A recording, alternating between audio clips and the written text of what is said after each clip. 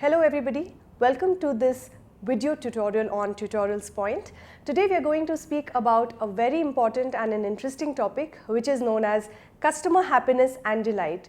Well, the reason why I say it's a very important topic is because anybody who's listening to this video, whenever you're working as an individual or a company in any organization, what you're really working for is your customers. They are the reason why you're working, they are the reason why you are at your job. So it's very important to understand a lot in detail about who these customers are and what they really do. So today we are going to have an effective guidelines to understanding your customers better, understanding what really wows a customer, understanding customer delight, customer satisfaction, and last but not the least, how to keep your customers really happy. The agenda or the overview or the objectives of the session today is understanding who is a customer, what a customer really wants, needs, expects out of you, understanding the different types and the categories of the customers. No two people in this world are the same, aren't they? So the reason why we need to understand is different customer types and different categories of customers. We also need to understand the reason why a customer leaves. There's so much of competition in today's market, and we need to understand how to make our customers stay so that they don't go anywhere else. We need to understand the difference between good service, bad service, and an excellent customer service. So we will talk about that as well. Now, the moment of truth or the moment of magic is really the most important part of our module today, because this is a concept which will help you understand your customers in a much better fashion. The mantras of how to wow your customer service. Wowing a customer is the need of the hour. Everybody is giving them every kind of service, but how do you really wow your customer? Well, there are mantras which will really help you how to wow your customer. Understanding the needs and requirements of the customer, and last but not the least, we will also share some facts and burst some myths about customer service. So are we ready to really learn a lot about this module? Because I'm very excited to teach you as well. Let's get started. Before we even go deep into this module of customer service, let us first understand who is a customer. Now, if I have to give you a definition, a dictionary definition of a customer, let's understand what the dictionary says. A customer is one who uses a product or service, the one who purchases a product or service, or somebody who has the influence over a customer or a product or a service. Now, this is how the definition defines a customer. Basically, what we are really trying to say is customer is nothing but a guest at your home, customer is a god, customer is a king. He is always right, no matter what. And we have to realize that customer is the lifeline of any business. Customer is to be seen as not an interruption of your work, but the reason why you are working or the reason of your job is your customer. If today there are no customers, there is no business, there is no work. So they are the end users of whatever we are doing. Hence, it's important to understand how to make them happy. There are two types of customers, internal customers and external customers. Now, internal customers are really customers who are within your organization, your team members, your colleagues, your bosses, your managers, even the peon working in your company or your organization. And external customers, well, I need not say it, an external customer is the end user who is buying the product or the service which your company is manufacturing. That's about different types of customers. Now, it's very important to really understand the reason why a customer leaves an organization or leaves you as a product or a service. Today, we are living in a kind of an environment or a world wherein there is so much of competition. Everybody is making a better product or service than the previous one. And it's very difficult to attract customers or make them loyal to you. So let us understand what are the reasons why a customer actually leaves you. According to a research, 13% of the customers are not satisfied with the product. Now, when I say not satisfied with the product, they find a product not really up to their mark and they prefer another product over your own. So they're not satisfied, and that's why they leave. That's 13% of your customers. Well, the 9% of your customers feel that there are better prices available somewhere else. They feel that there are competitive and more compelling prices elsewhere, and that's where 9% of your customers leave. The others, that is 9% of your customers, might leave because of some reasons beyond your control. Probably they are shifting base to another city or another country, and that's the reason why they leave. Or there might be some personal reasons also why they leave. So that's another 9%. Now if you see here, research says that maximum, or rather 69% of your people actually leave. Why? Because of one and only one reason, and that is poor customer service. Now this is such an important reason why your customer leave, and hence it's important to make you understand that poor customer service has to be really ingrained in you in such a manner that you completely cut off poor customer service and learn how to give a wow customer service. Well, there are different categories of customers. As you would definitely agree, no two customers are the same, or rather I would say no two people in this entire world are the same.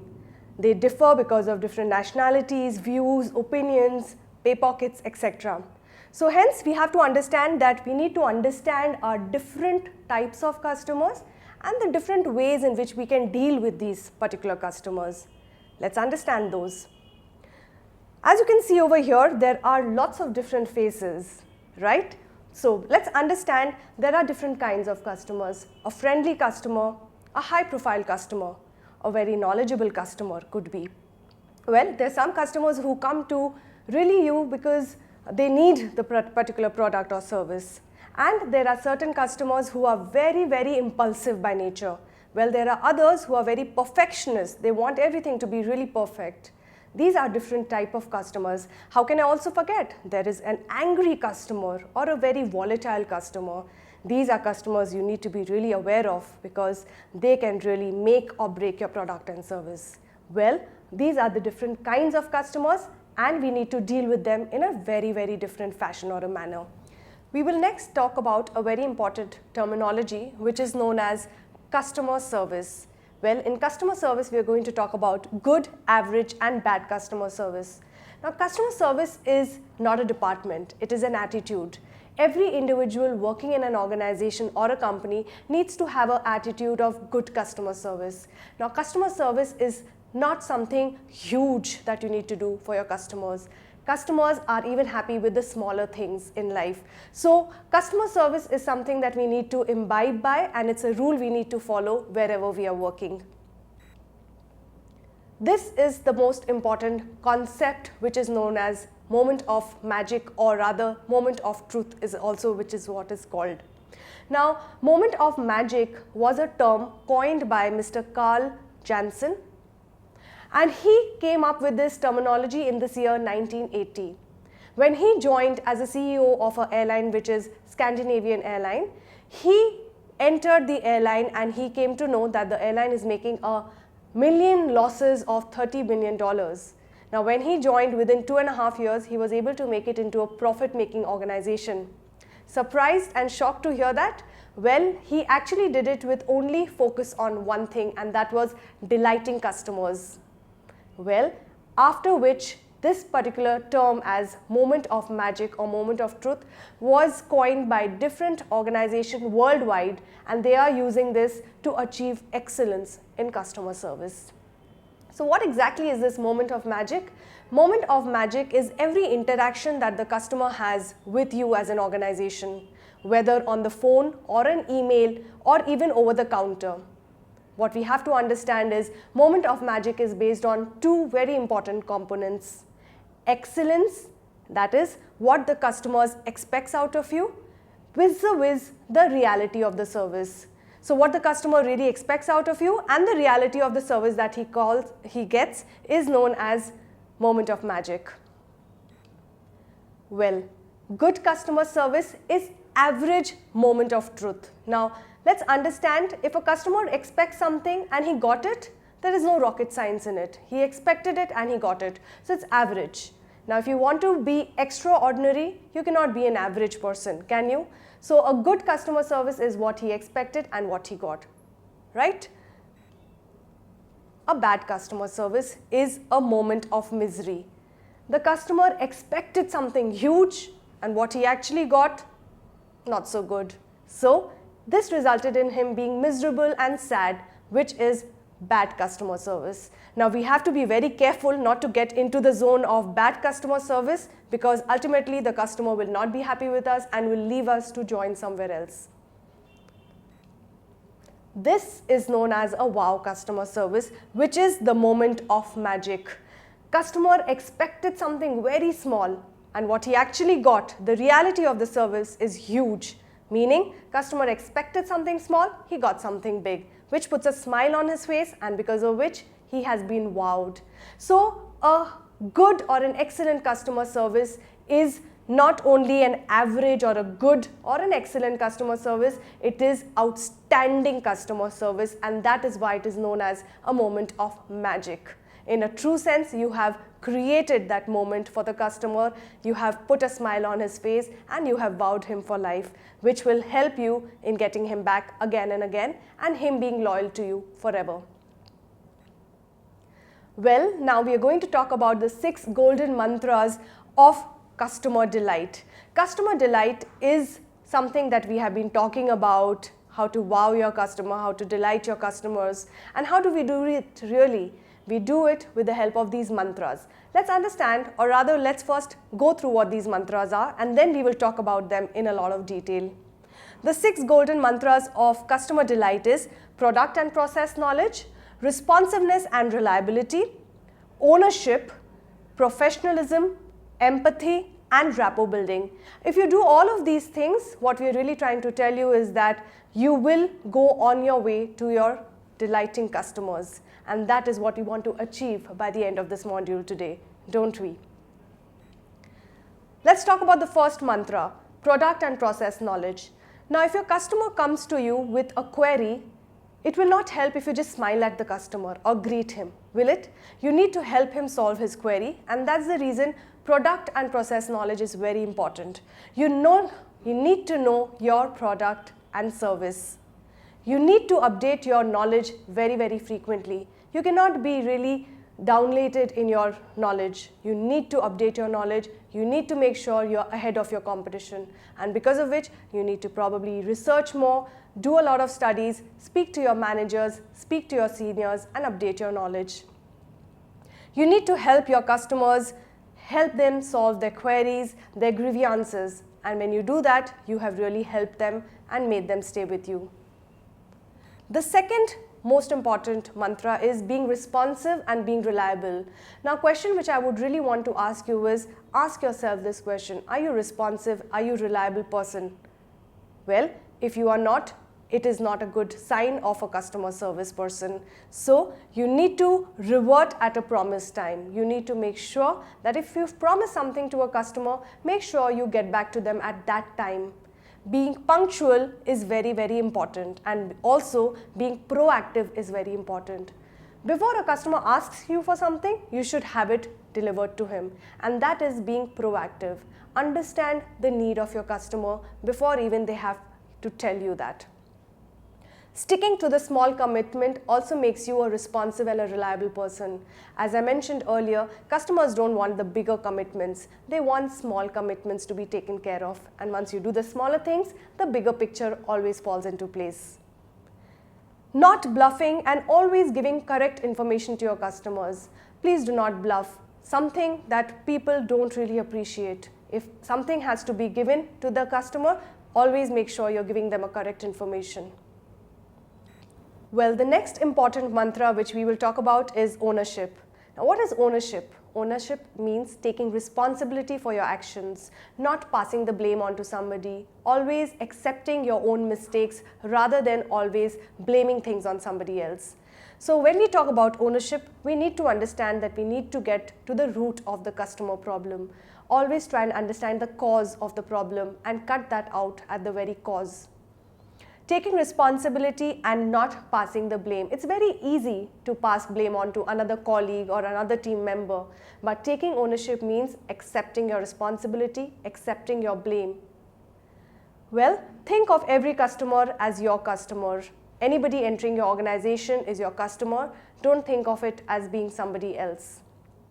Be with the customer from the start to the end. Never ever leave people midway. It's wrong to do that. If you've taken the ownership and the responsibility of a customer, make sure that you be with them from the beginning till the end, always. The next important mantra is professionalism. Don't we all love to be professional? So planning and organizing oneself makes us a professional. Let's not litter around. Let's plan ourselves properly. Let's organize ourselves properly. Punctuality is very important also. So if you promise somebody on a particular time, be with that person at that particular time, or rather before time. Always be punctual. Customers don't like to be waited for. No casual talk, please. Make sure that you're always talking in a very polite language and a very, very professional language. Anything which is casual looks unprofessional. No bad-mouthing other companies and other people. It's important to understand that if you are bad-mouthing somebody, somebody else might be doing the same for you.